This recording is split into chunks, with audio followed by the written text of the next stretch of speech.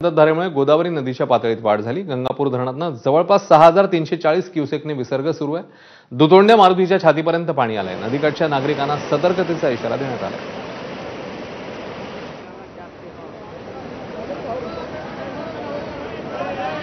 आपण रामकुंड परिसरामधली दृश्य बघत आहोत। दुतोंड्या मारुतीच्या छातीपर्यंत पाणी लागलेलं आहे।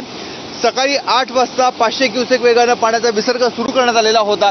त्यानंतर 1500 4000 असा करत करत 6340 क्युसेक वेगाने दुपारी 3 वाजल्यापासून पाण्याचा विसर्ग सुरू आहे। त्यामुळे गोदा काठाची जी मंदिरं आहेत ही सर्व मंदिरं आता पाण्याखाली गेलेली आहे।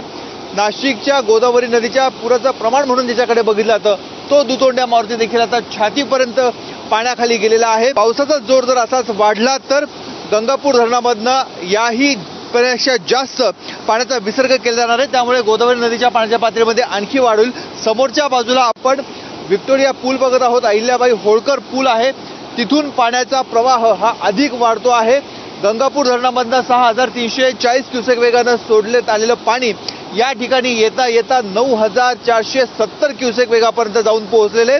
याचा अर्थ गंगापूर धरणामधनं ज्या ज्या ठिकाणी गोदावरी नदी प्रवाहित होते त्या ठिकाणचं शहरातलं पावसाचं पाणी त्याचबरोबर काही गटारीचं पाणी देखील यामध्ये मिसळत आहे आणि म्हणूनच इथले पाण्याचा प्रवाह हा अधिक वाढलेला आहे। यासह नाशिक जिल्ह्यातील एकूण 10 ते 12 धरणांमधनं पाण्याचा विसर्ग हा केला जात आहे। सर्वाधिक विसर्ग दारणा धरणामधनं केला जातोय।